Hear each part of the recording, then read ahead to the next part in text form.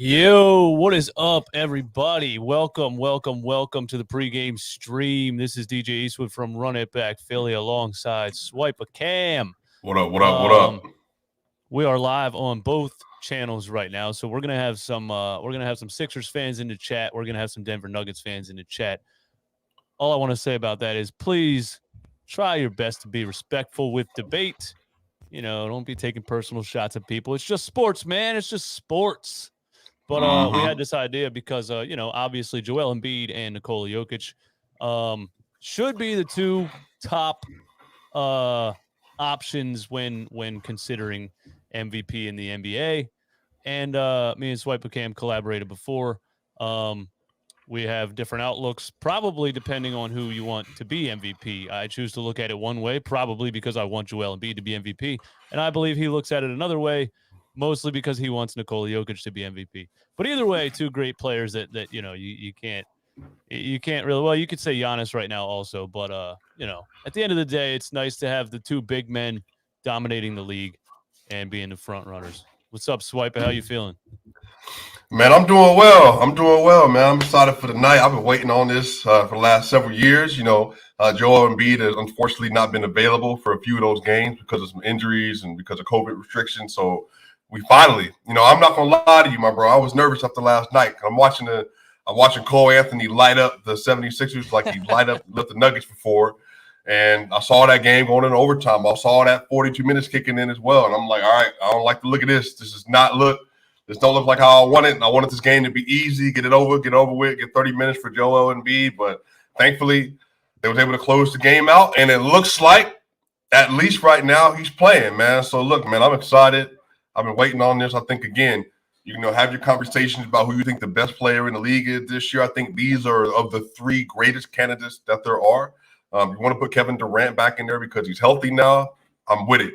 But I think throughout the season, Joel Embiid, Giannis Antetokounmpo, Nikola Jokic have been your best three players, putting on historically great performances. And one thing I want to say before we get started, I know a lot of people they take umbrage with the fact that Joker won the MVP last season, and people are saying that had Joe stayed healthy, he would have won. But let me just say this: it's funny because Joe is playing better than he did last year, and he looks like he's on pace to play 65-ish, 64-ish games this season, which will be one of his career years. I think he has two out of the years where he's played over 60 games, man. So, I mean, this is really shout out to him for the fact that he has played this well, and he's been his health has been this sustainable, man. That shows the work that he's put into his body.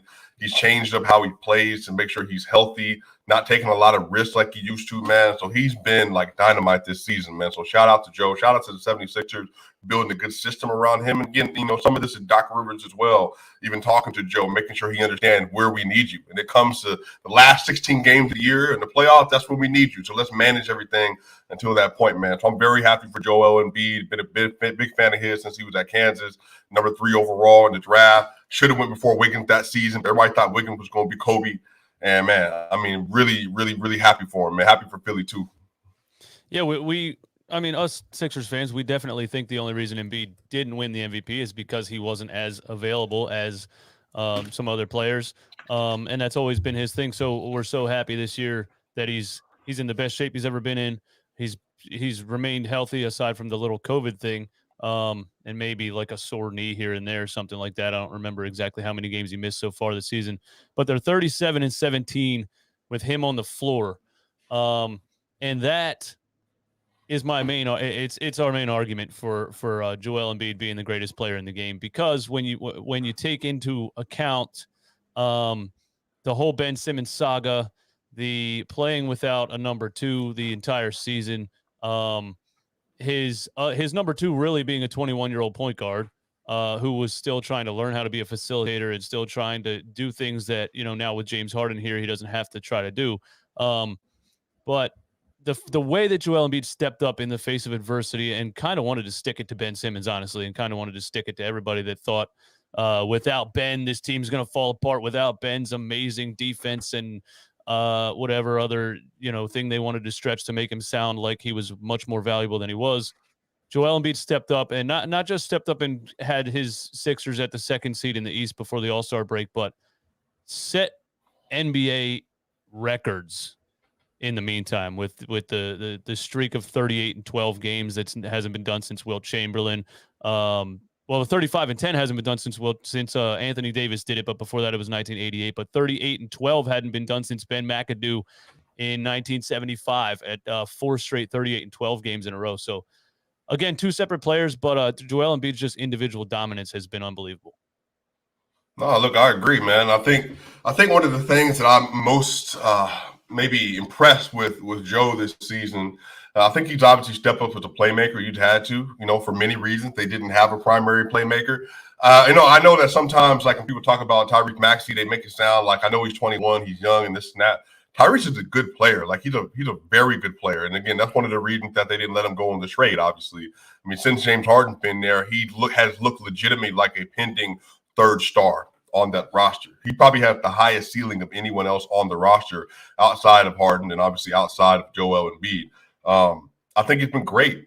I think the thing is he has had a good team around him relative to, again, if we're talking about Nikola Jokic, I don't really think I don't think it's fair, right? I think the fact that the Nuggets have constructed a roster based on the fact that they've lost Jamal Murray and they've lost Michael Porter Jr. And then on top of that, Jeff Green, Will Barton, Aaron Gordon being out of the lineup at different points in time. I mean, even the other day, man, he started Davon Reed and Austin Rivers next to him in the game they lost just recently. So wow. You don't even know who Davon Reed is, right? Like he's a two-way player. You know what I mean? I didn't even know Austin Rivers was still in the league either. That's what I'm saying. So he has managed to make this makeshift roster not just like work, but when he's on the court, is literally like one of the 2 best teams in the NBA, offensively and defensively as well. So I think there's an argument for Joe. Obviously, I think it's an argument for him as a player, his impact on the court. Offensively, defensively, I think he's been great. Again, Joe hasn't been as good of a defender this year, but I think that's because he's had more offensive responsibility than he's ever had. I think, again, it's not fair to ask Joe to be an all-NBA caliber defender when he also has to be the primary option every play. Again, the fact that a center, and this is what's crazy to me, this is good and bad.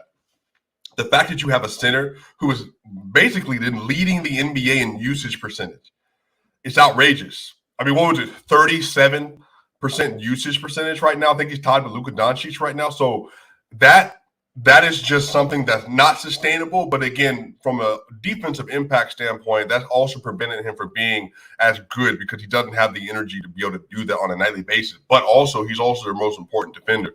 And so one of the reasons is because, again, having him inside, just the thought of Joe being inside, it really deters a lot of people going into the basket and having easy look at the basket. But his rim percentage is funny enough. The field goal percentage that he allows at the rim is similar to what Nikola Jokic allows this season. So both of them have been really good on that end as well.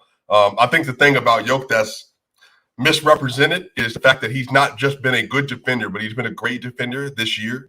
He's one of the top 10 bigs in pick and roll defense. He's one of the best and not allowing people to get inside the paint at all. And again, man, he's had a lot of crucial stops this year. He has 3 game-winning blocks. He has another block with under a minute left this season in order to send them into overtime. That Pelicans game where, he had the 40-point triple-double. Was it 40, whatever it was? It was like, well, no, I can't remember what the score was, 46-14 or 46-12 and 11, whatever it was. And he had 30 points in the fourth quarter in overtime. So I think, here's the thing, man. I think we have an honest conversation about this. I think Joel Embiid was leading the narrative conversation throughout the entire year.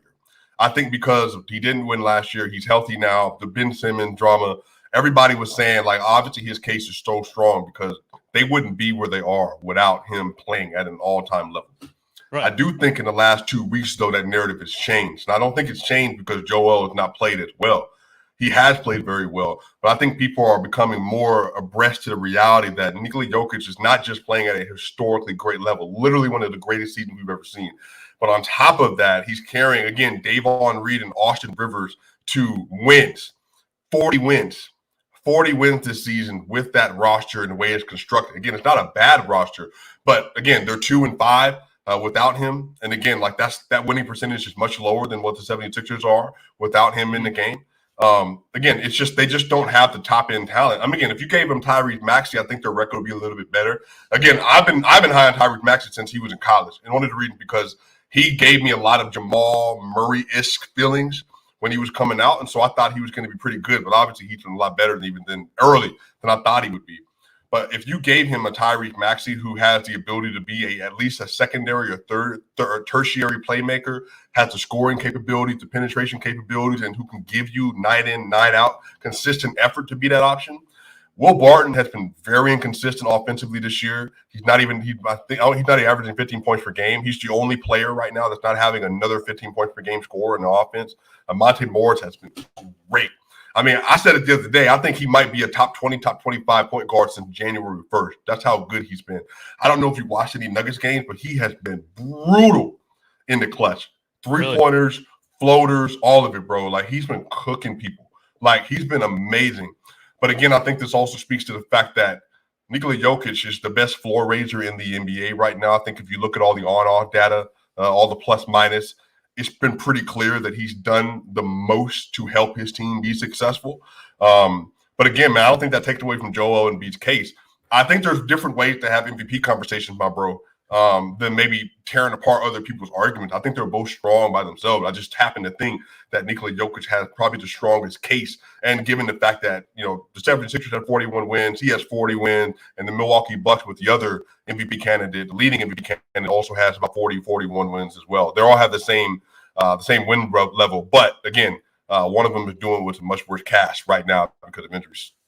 So the floor raiser argument, or making all the players better around him, basing things on plus minus, is where it gets tricky, because I mean, any advanced statistic, you're using a formula to try to define something that is almost not definable, because you're not, you know, like I like just a couple minutes ago, you were talking about individual plays, game-saving blocks and things like that. But a plus minus is really like your value. I mean, it's literally how many more points your team scores than the other team when you're on the floor. So it really depends it depends mostly on who else is on the floor with you in a plus minus. And then there's box plus minus and all of those other advanced metrics. But I just think that's such a stat that is wishy-washy. You know, I'm seeing a lot of advanced statistics that people can use to paint the picture that they want to paint, but there's other ways to argue against it. So, for instance, let's just go right to this, because this is the stat that at least Sixers fans hate hearing.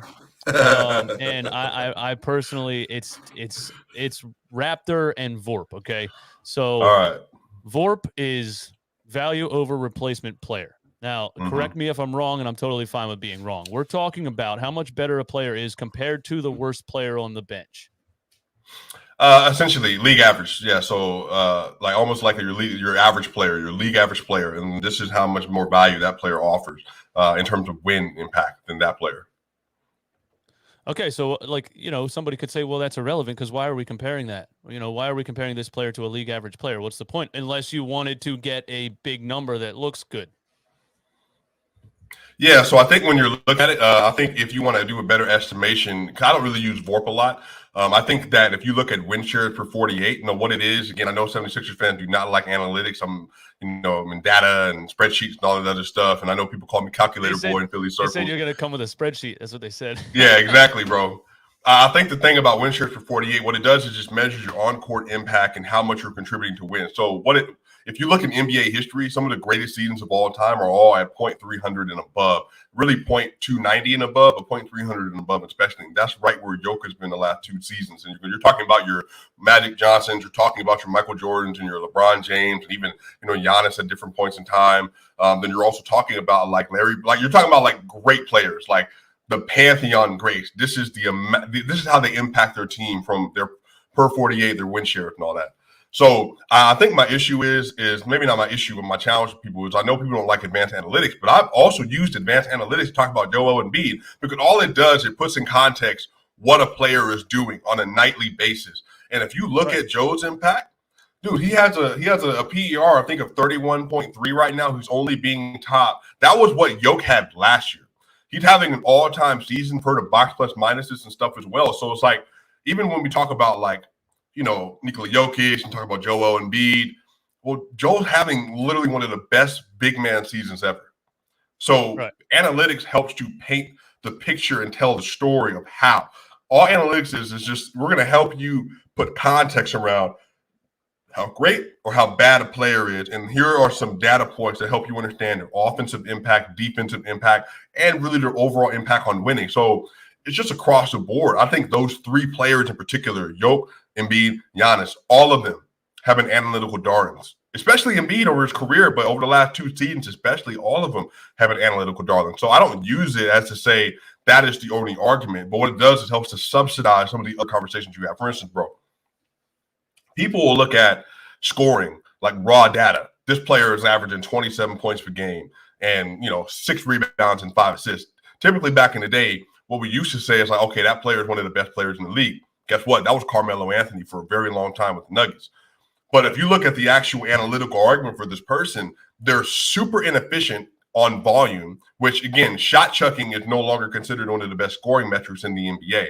Like, if you can give me somebody like Joel Embiid, who's shooting 48.9 or 49% from the field, over Carmelo Anthony at his heyday, was averaging 28.3 from the field and shoot, or 28 3-point points a game, but he was shooting 46% from the field.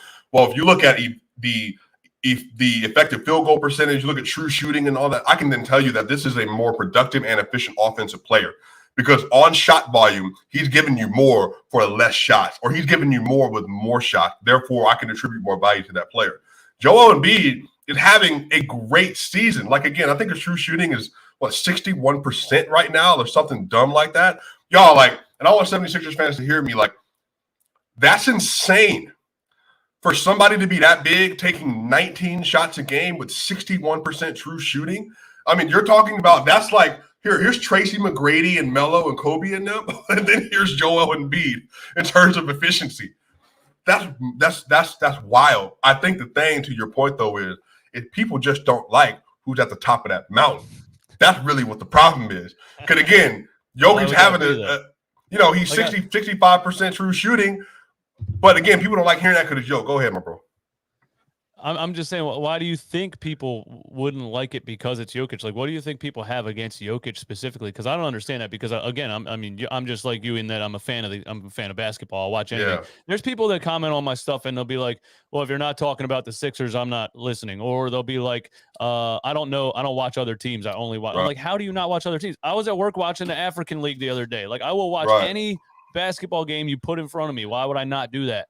So when I see Jokic play, I'm like, yeah, this is an amazing talent. This is a 7-footer that plays the game like nobody we've ever seen before. It's just when you compare the two, the perception from other fans around the NBA is probably that he's not as – it probably doesn't look as fun for them because he's not as physically dominant as a Joel Embiid. Does that sound right? Yeah, and I think, again, I've talked about this before. We have a misappropriation in American sports what dominance is. And again, I don't want to get like super historical on your channel or whatever, because I know Philly fans don't like analytics and history and all that. But one of the history. We're from Philly, 1776. We started everything. I mean, you have a historically great boxer that doesn't have a statue in your own city, but you have one of a made up character from a movie. We're not going to talk about that. But like, we don't even like that statue. But here's my thing though. Like, whenever you're talking about Jokic, there's just a lot of people that don't like the fact that the way he looks. Like, he doesn't give you like physical profile, like he's not dunking on people, and he doesn't talk. Like, again, Joe will advocate for himself. And I've said this on Twitter. I wish at times that Jokic had more of that in him, because Joe will go out and say, I want to be all NBA. I want to put the bigs, all-time bigs on my back. He said, I believe I'm the MVP because I believe I contribute to my team in this and this way. So I get that. Joker doesn't, and when I say this, my bro, he doesn't care. He doesn't. So Joker had a chance to get I think he had, it was like 4 straight triple doubles. He was on track for 5. He was playing against the Portland Trailblazers, and this is when a lot of 76er fans got on him. The Nuggets won by 30, and he had 8 points. Bro, Joker didn't play in the fourth quarter. He took 5 shots. He had 18 rebounds and 11 assists. He had the ball. He was in the game with 8 points with 3 minutes left in the third. Didn't take a shot because he doesn't care. like that's what you love about him, and that's also what frustrates you because a lot of people were betting that he would have a triple double, so people lost money. But the other side of it is like whatever it takes to win the game. If that means scoring 8 points, I'm gonna do it. If that means scoring 16 points, getting 22 rebounds and 13 assists in a game 7 against Kawhi Leonard, I'm gonna do it. If that means I need to get 40 points in a game 7, I'll do it. He just doesn't think about his accomplishments in context of like, this is about my legacy. For instance, bro, when they asked him in an interview in Serbia, shout out to all the Serbians watching, and they were asking him, and he was talking about him in the limelight, and what he basically said was like, I can't wait to the end of my career when nobody's going to care who I am and what I've accomplished. And I'm like, what are you talking about? By the time he's done, he's going to shatter all of the center, like, and all the big man assists, efficiency, all that stuff. He's going to shatter it. Even scoring, like the scoring on the volume he shot at, the rebounding, he's going to shatter it. He can shatter Wilt Chamberlain's triple-double record this season. Like, he legit can finish as a top 20 player all time, but in his mind, he doesn't think he's that big of a deal. So that's what I mean, bro. Like, one of the reason people don't like him is he doesn't talk about himself, and then his game is not the same kind of flashy as Joe, where Joe literally will bang on you. Joe will talk to you. Joe, I remember that windmill he had in the playoff, bro, when he ran down the court and did the airplane and all that stuff. That's just not Joker. There's, the thing about efficiency for me is that, I grew up watching Allen Iverson, obviously not a very efficient player when you look at advanced analytics, but the other side is you take into account, how did he get those players to the NBA Finals? How did he get Aaron McKee, Eric Snow, Todd McCullough, and Tyrone Hill to the NBA Finals? They wouldn't have even been anywhere close to that without him on the team. The same with Carmelo Anthony being an inefficient player, but when it comes down to a fourth quarter and the game's 105-105 with a minute left, if Nikola Jokic makes the right basketball play, the most efficient play, and passes it to another player who misses a shot, that wasn't eye test wise the best play because you need him to put the ball in the hoop. I'm saying that Joel Embiid is the guy you're going to give the ball to, and he's going to put the ball in the hoop. He's going to forget about being the most efficient player and put the ball in the hoop. Well, I think that's the misnomer, though. I don't think that he cares about being efficient. His game play style is just efficient. And then on top of that, well, I think the argument is if we're saying Joe is this tight, well, Joker led the NBA in game winners from 2018 to 2020. He had a game 7 playoff winner, like the end of the game to end the series against Rudy Gobert in game 7. You know what I mean? Where he had like 34 and 9 and 6 or whatever else it was. So he's an all-time like playoff raiser, and he's also an all-time clutch playoff raiser. Like what he did against Dame Lillard last year in game 5 in the first round, he had 55 and 10. Well, the reason he lost because Joker closed it out with basically a 38-point triple-double and literally was picking their defense apart. So again, I think it's just like, what do you Dame need sent me into to like do? 2 overtimes, right? Yeah, it went to 2 overtime. Look, that game was crazy. That was one of the greatest individual performances from Dame Lillard I've ever seen in my life. He had 55 and 10, my bro, and like 10 3-pointers, and it didn't matter who was on him or who was on the court. It was insane. So I think, again, it's a lot of this is misnomers. Like, Jokic has been a great defender this year. He's probably been their best defender consistently all season, even over Aaron Gordon. He's been their best offensive player. He's leading the Nuggets in points, rebounds, assists, steals, blocks, and field goal percentage. There's never been another player in NBA history to lead the team in all 6 categories. So that's what I'm saying. Like, so what's stat? I don't mean to cut you off. What stats are we going by to say that he's been a great defender? Because I'm not saying he's not. I'm just curious. Well, I mean, you can, again, if you want to go analytics, you can go analytics. You want to look at just his pick and roll defense. You can look at second spectrum and all that. Like, he's been a top 10 pick and roll defender. I think he's one of the best in the NBA and among bigs and deflections and steal rates and all that stuff as well. So there's a lot of stuff you can point at. Rim percentage when he's guarding people at the rim. I mean, all that's improved. Like, it's way better than it was last year. Yeah. So again, I just don't think there's a lot of metrics, and you can look at ESPN Real Plus, defensive plus minus, but I don't look at ESPN stuff for anything because they're trash. So they don't have good metrics across the board. So honestly, I think there's a lot. So I found an article that last year, basically there was 3 different stats that tried to measure defense. I mean, defense is so hard to measure; it's just impossible to measure. Like even when you talk about an opponent's field goal percentage at the rim, like I watch games where Joel Embiid clearly takes the first half off. He's load managing himself during the game to make sure that he has enough energy to close out the game in the fourth quarter. We watch it all the time, and we yell and scream about it. Sixers fans, we're like, what the hell is he doing? He's just letting people do layups. So that affects his overall defense, his overall percentage at the rim and things like that. So it's just a stat that's measuring the entire game when really there's like certain intangibles during the game that could be the reason for such things. And then when you talk about plus minus, obviously better players on the floor scoring more points. You could play an amazing game, an amazingly efficient game and everything, and have not a great plus minus because everybody on the floor was trash and the other team was scoring, more points than you. I mean, straight up. I have a question for you. Go ahead. So for you, if we're not like going to take, plus minus and wholesale, for you, if Joel Embiid, even missing Ben Simmons, has a lower plus minus on the season than Jokic does, and then Jokic has been playing for Embiid already with a worse roster than Joel Embiid, why do you think, in terms of how you contextualize it, that Joker would really have a higher roster, though? I just think. Yeah. So let's go through it. Let's go through it. So Jeff Green. So the starters this season most consistently have been Monte Morris. He's a great point guard, great backup point guard. Will Barton has been very inconsistent this season, and then you also then would put Aaron Gordon, who's been a good, tweener, 3-4 player, and then Jeff Green, who we signed at a 2-year $5 million or 2-year $10 million deal, averaging $5 a year, who was 34 and was coming off our bench until Michael Porter Jr. went down. So if that starting five, would you say that starting five is better than what Joel Embiid has had as a starting five throughout the season? Besides before James Harden got there.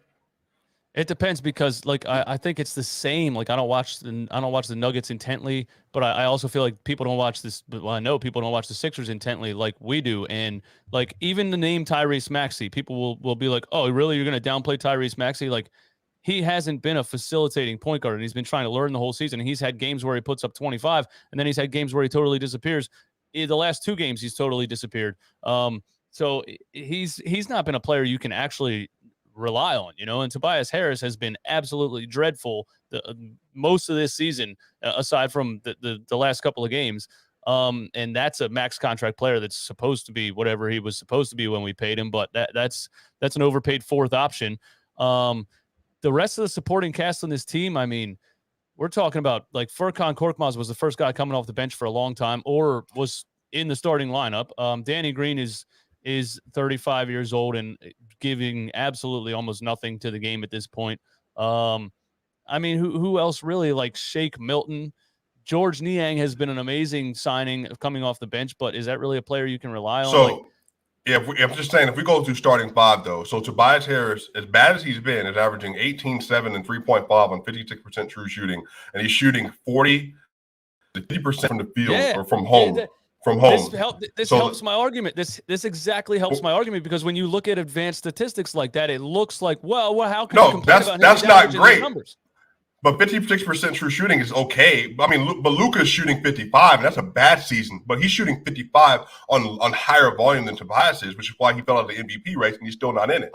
But I'm saying on the year, though, he's shooting 48, 35, and 86. And so what I'm telling you is that 18-7 and 3 or 7 and 4, 18-7 and 4 on 48, 35, and 80 and 86, the Nuggets don't have another player that's even meeting those benchmarks outside of Joe. I think even to he's not played well. And again, I think in context, if his contract was Will Barton's, he's making $16 to $15 million a year, right? It makes more sense.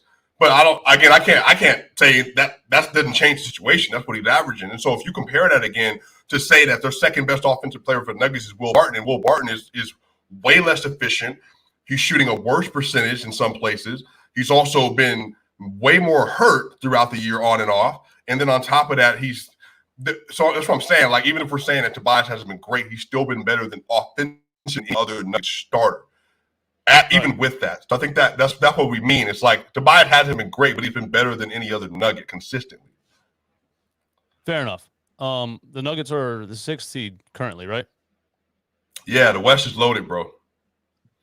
The West is loaded. I mean, they got 40 wins. I mean, they would be you know what I mean? They got 40 wins. The 76ers have 41 wins, and they're in the 6th, and one is in the 3rd seed. So that's the way it works. That's right, but I mean, if he's going to be the best floor raiser in the NBA, you would think. Wait, we just agreed he had one terrible. He has a not on par roster. So like, but wouldn't he be elevating that roster more than he has if he's the greatest floor raiser? What do you of mean? All time? So if he wasn't on that roster, exactly what I mean. Go ahead. Here's exactly what I mean. Joel Embiid's air quotes rookie season, he played only 3 months, and in the month of January with T.J. McConnell, Robert Covington, Dario Saric, and a bunch of other nobodies, he was 12-5 in his first NBA season by himself. What I'm saying is, you can put Joel Embiid basically on the floor with anybody, and you're going to be competitive because he's that dominant offensively and defensively. Are we counting playoffs too? Well, his injuries always have something to do with that. So you could take that's again with. Well, I'm not even slandering him. I'm saying like that adds to it. That has to be part of that conversation as well, does it not? Well, he's also been playing with a 6'10" point guard that won't shoot for his whole career. Well, I'm saying I keep seeing 76ers fans bring this up. I get it. Like, Ben is not a great offensive player, but he still is one of the best perimeter defenders in the league. He was your best passer. He wasn't like a great Chris Paul level playmaker, but he also wasn't like a bad playmaker either. His game didn't fit with Joe, and that was we had this conversation in 2016. So when the playoffs would start and playoff defense would come into account, he hurt Joel Embiid's game and the team's game more than he helped it because they just didn't guard him. They weren't even close to him. They would just up. There's screenshots of Joel Embiid being double teamed when Ben Simmons has the ball in his hands. He's trying to pass it to him into his own double team.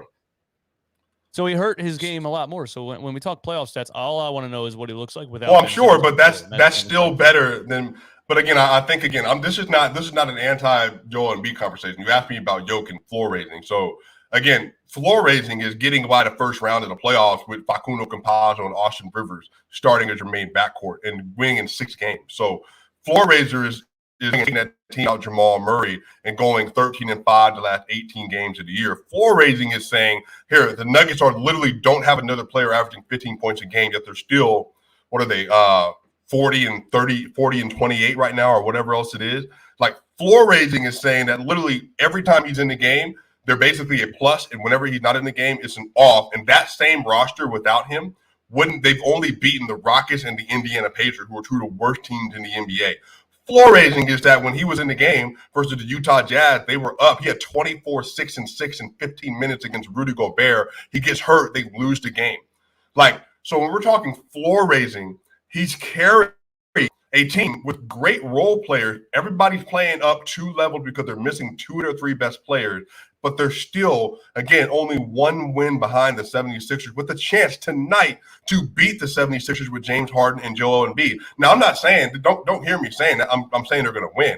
All I'm saying is that, like, the fact that that's even in a competitive game tonight speaks to how great he is. Because if he wasn't playing, you all would have an easier time playing them than you would against the Orlando Magic yesterday because they don't have anybody that's going to foul Joel Embiid every time they get in the paint like Wendell Carter Jr. did.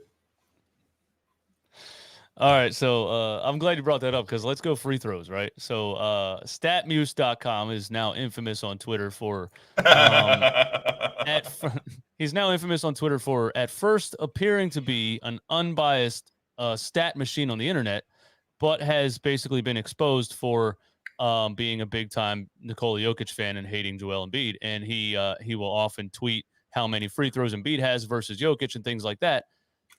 Do you think that's a fair argument? Because, I mean, it's just like if you watch the replays, it's just not. And actually, I made the point in last night's postgame live that if the NBA called every foul, Joel Embiid would shoot 90 free throws in a game.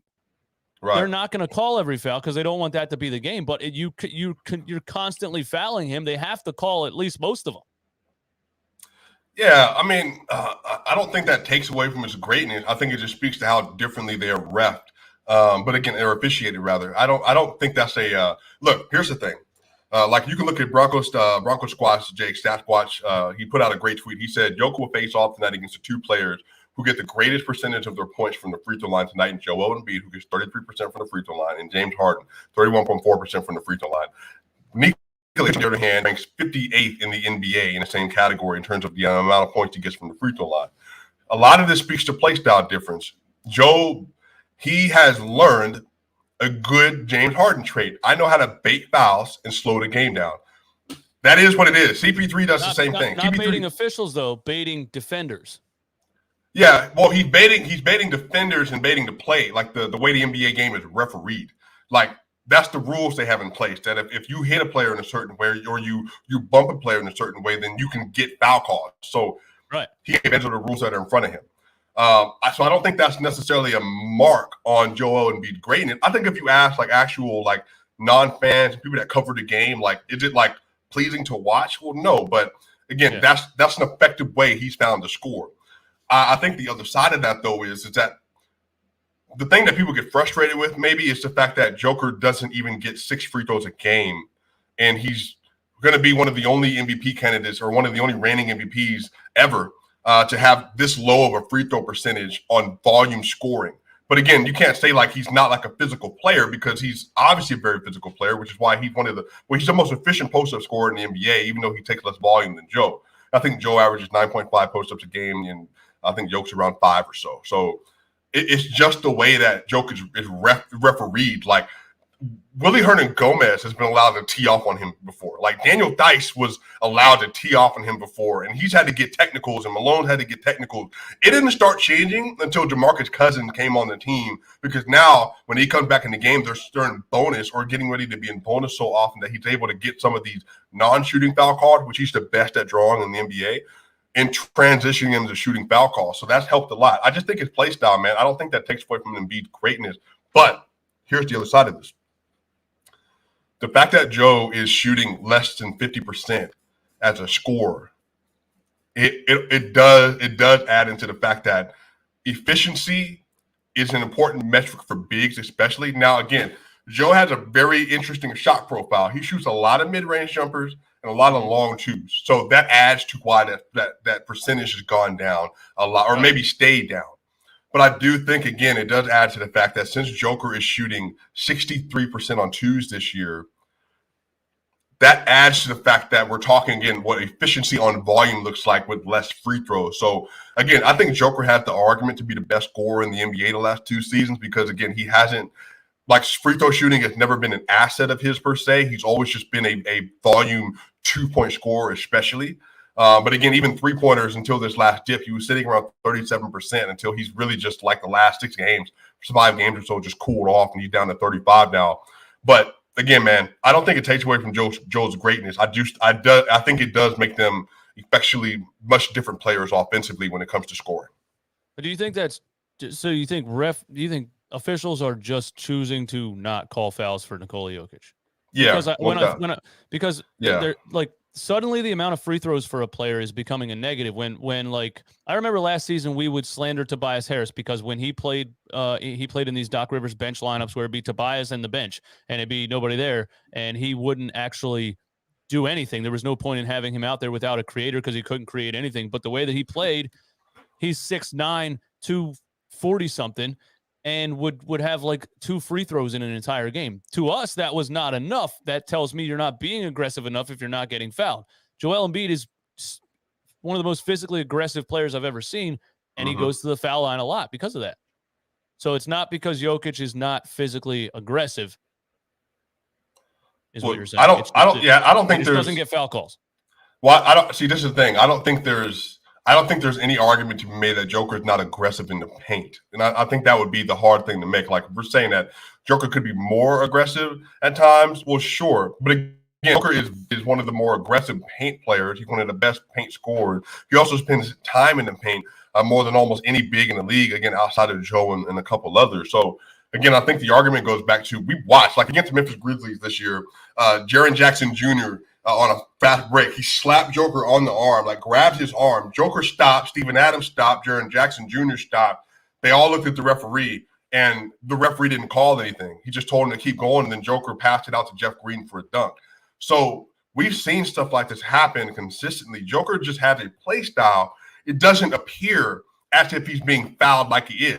You know who else? Yes, I was going to say that. You know who else fits that category? LeBron James. LeBron James is only averaging less than 6 free throws a game. But you and I can both watch LeBron play and say he probably gets fouled 1 of every 2 drives he makes to the basket. He's always been like that. Yeah.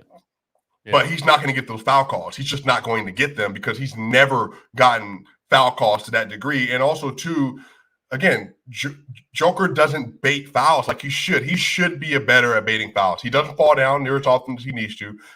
Prime example, Anthony Davis. Anthony Davis won every 3 possessions, and I know y'all know this because y'all just played him when he had his best game since coming back. Anthony Davis falls whenever he needs to. Joker doesn't do that. He doesn't feel the need. Like if it's a foul call, he's a smart player though. Even if you don't think you need to, you want to give your team the best advantage. Yeah, I just think Joker's mindset though is I can just score these 2 points and not do anything, and I'm just going to berate you down the court for I'm going to scream at you and say what I need to say in Serbian. I'm going to keep it moving. He just doesn't view basketball that way, unfortunately. All right, let's get to this because I want to say this. I know one of your favorite stats to use is Raptor. Okay. You could count on one hand the times I've actually referenced Raptor. Jokic, well, it had like 10,000 retweets on Twitter. That's why I'm saying it's your favorite. It's what you're known for in the Sixers universe. It's literally what. Wait, which one? You talking about the one where I made the list? I don't remember. I just know that. So Raptor means this, okay? Robust algorithm, player tracking, and robust algorithm in parentheses using player tracking in parentheses and on-off ratings. Created by a website called 538. And here's what I'm going to say about Raptor. Okay, Jokic is number 1 on the list for whatever reason. I feel like for that's what the formula is. But I feel like this statistic was created by somebody that wanted that. Wait a minute. You think a metric named after LeBron? You think a metric that they're trying to aim it to make Nikola Jokic look better? I mean, it's clearly taking like plus minus and different stats and putting them together in a formula to come up with a number that's trying to say something. Maybe though he's just that great when it comes to those metrics. That's why he ranks so highly. All right, so here is last year's Raptor list. Okay, Nikola Jokic was number 1. Joel Embiid was number 2. Mike Conley was number 3, ladies and gentlemen. Mike Conley. Okay, Clint Capella was 7th and Giannis was 10th. Just making a point about how just you can use it when you want to make it sound good, but when you look at a whole list, like there's guys on there like when Blake Bortles had a higher QBR than Tom Brady. Did you think Blake Bortles was better than Tom Brady? No, it's just a stat that can be misused. I mean, he was very good in 2017. 7th, Giannis 10th. 2016, Russell Westbrook won MVP and was not top 5 in Raptor stat. 2019, he's not an efficient player. 2018-19, Giannis won MVP and was not top 5 in a Raptor stat. So I'm just saying you can't just use a Raptor stat to say he's this much better than everyone. I said this. I started this whole thing, and I said that everything has to be taken with a grain of salt. All it does is help to tell the story. It's not the full story. So I'm with you. I don't use social media. The problem with social media is that people want to see things that fit their opinion. So they say, that, and they hit favorite, and then it's 10,000 favorites. And you're saying take it with a grain of salt, but they're not taking it with a grain of salt. Neither do 76ers fans. That's what I don't understand. Like we're acting as if there's one fan base that's more toxic or has a more larger narrative to build or they're more biased than another. Like, let me not say toxic, but has more of a narrative to try to build or whatever, or bias. Like, have you listened to 76ers fans? Look, I have made several posts having nothing to do with the Philadelphia 76ers, and 76ers fans will come crawling to the comment section just to say something about Joe or something about Joker or whatever. I'm like, and I have praised Joel Embiid multiple times. Do you think that gets a bunch of retweets and engagements and like? No. You think 76ers fans are all over that? No.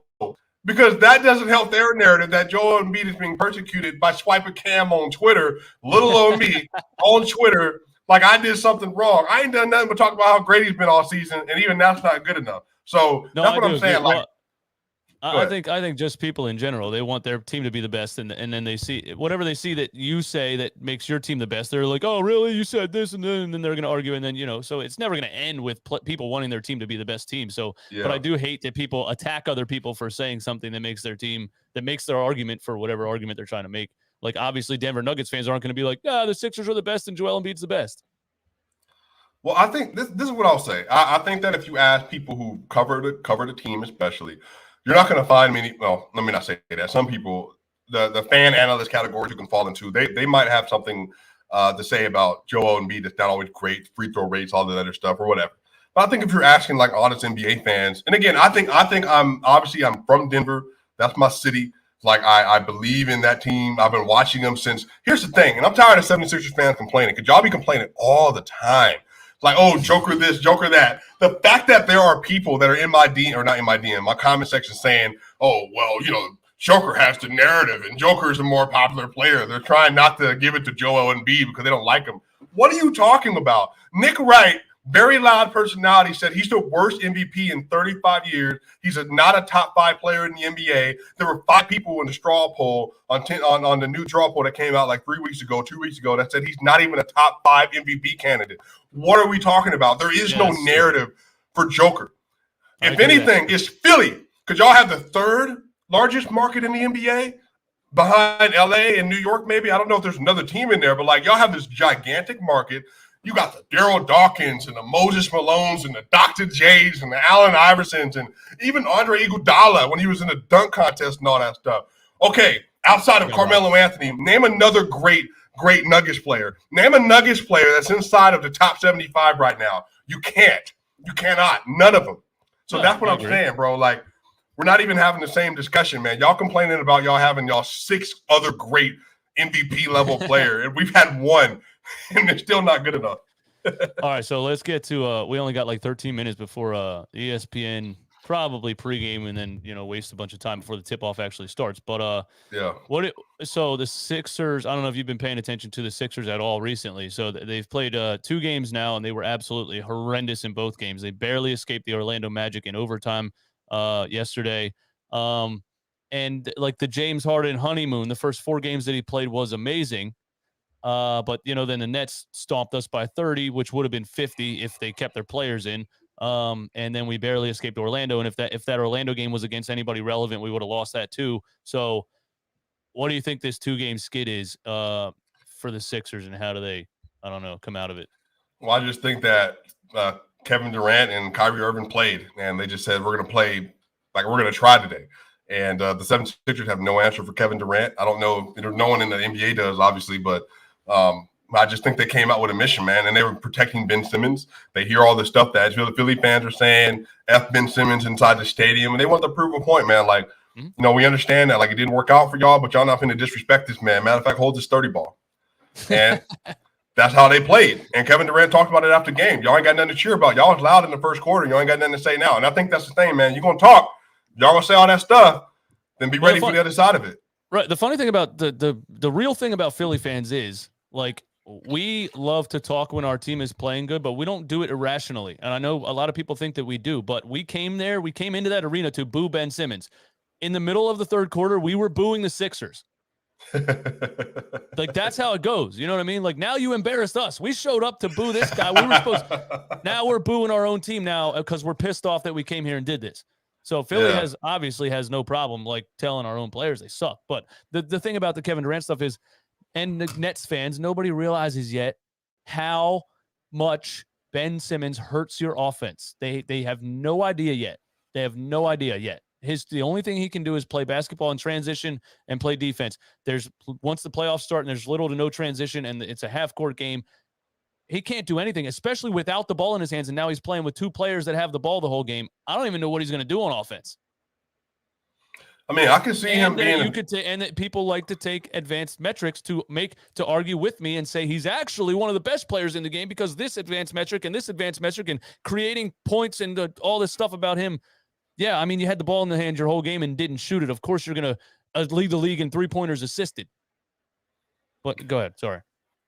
No, yeah, I agree. I do think he can find a role in the dunker spot and in the pick and roll game with them. I think that having him and Kevin Durant running the pick and roll and him going downhill and then Durant picking and popping or rolling into the midi, I mean, that's going to be dangerous. But here's the thing. The thing with Ben Simmons is he's never played with isolation players of this caliber before. So even if we say, like, Ben had to stand somewhere, all right, well, you're standing while Kevin Durant's operating from the mid-range or from the 3-point line. you're standing with Kyrie Irving, who's going to work, and then you have Bruce Brown and you have Kyrie and Katie on the court and Seth Curry on the court at the same time. So even if he's going to be, an offensive liability in spots, it doesn't matter. He's going to be surrounded by so much shooting.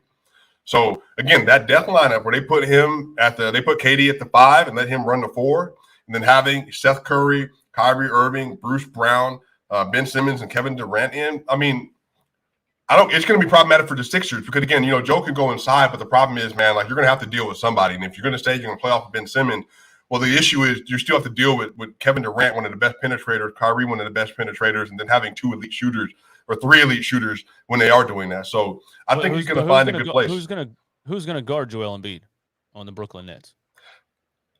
That's the question better. Who in the NBA is guarding Joel Embiid besides Al Horford?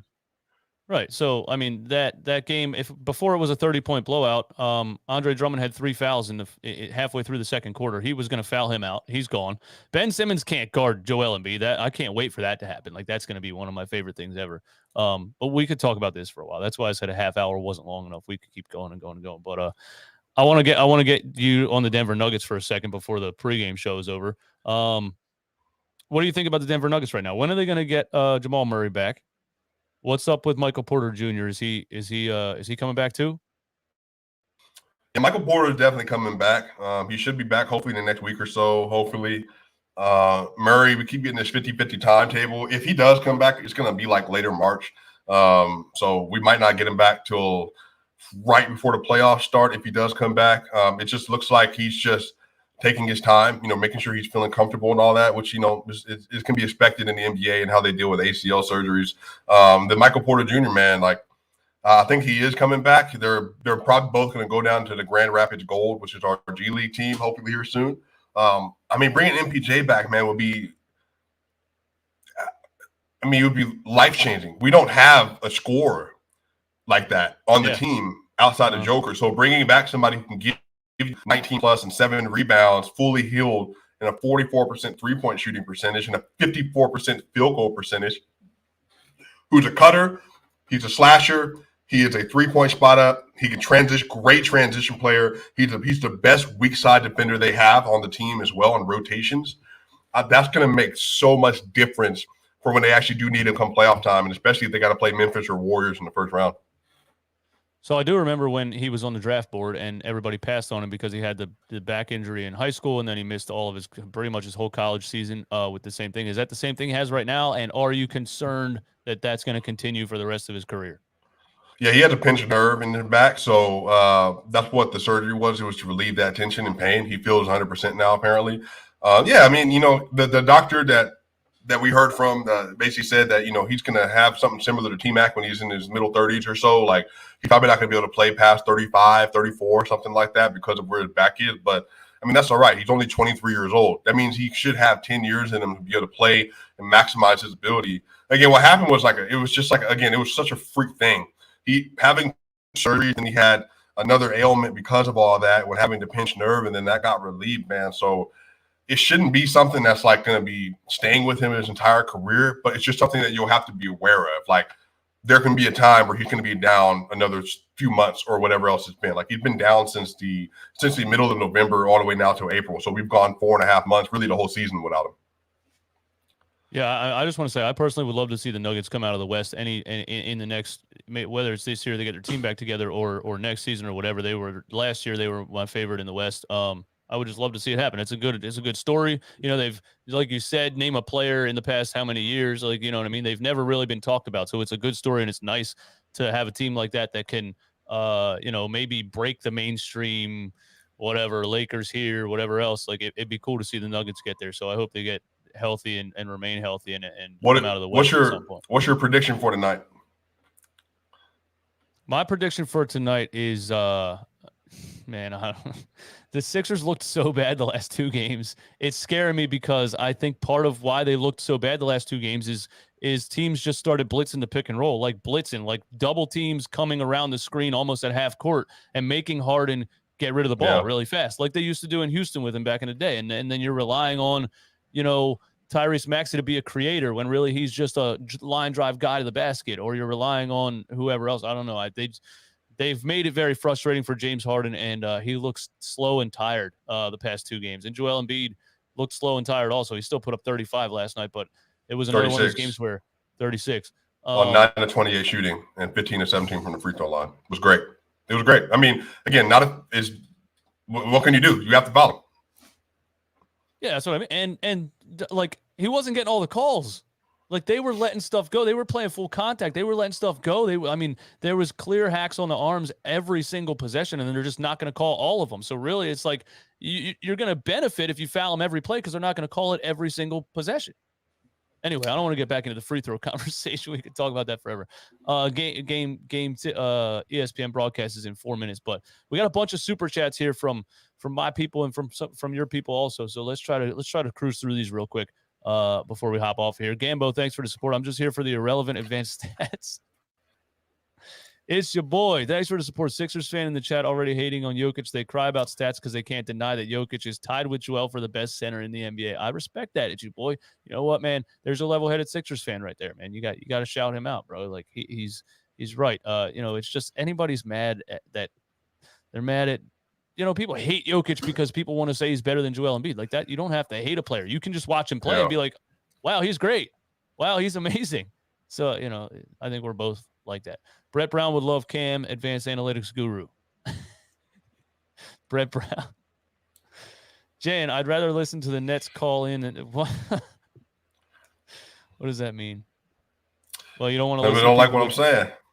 Exactly, but he's not listening to the fact that you actually know what you're talking about when it comes to you know way more about the rest of the NBA than I do. Way more. You know more about the Sixers than I know about the Denver Nuggets. Like, you study the game, and then when we start talking about football, you were naming the Eagles offensive lineman and defensive lineman. Like, you know a lot about sports, a shit ton about sports. So anybody that says something like that is just, I don't know what you're talking about.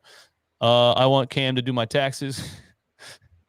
Hey man, people are paying money to throw you shade. So yeah, that's facts. Gambo again. Gambo hates you, man. This guy spent $20 right here.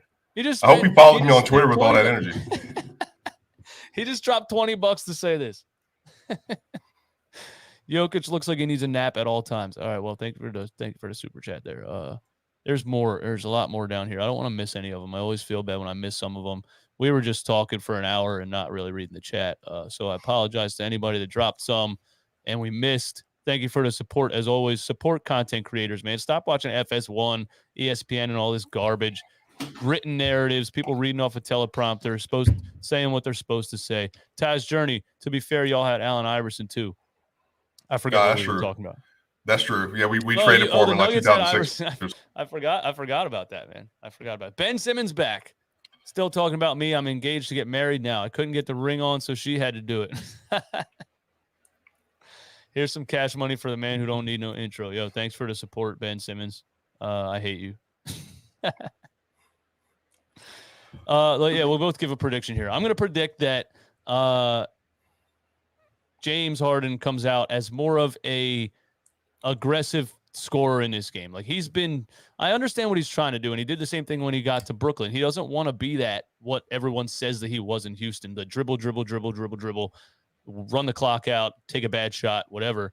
He wants to be an efficient player to help the rest of the team, but now I think he's trying to do that a little bit too much and not being aggressive. There was a play last night where he passed up a wide open three-pointer. James Harden, one of the best three-point shooters in the history of the game. Passed Reggie Miller on the list. He passed up a wide open three. We can't have that from James Harden. So I'm going to predict that he, is a little bit more aggressive tonight and has maybe a 30-point triple-double. Wow. Joel Embiid, 35 and 10. I would like for it to go down to the wire. I'm going to say 121 to 119. That'd be fun.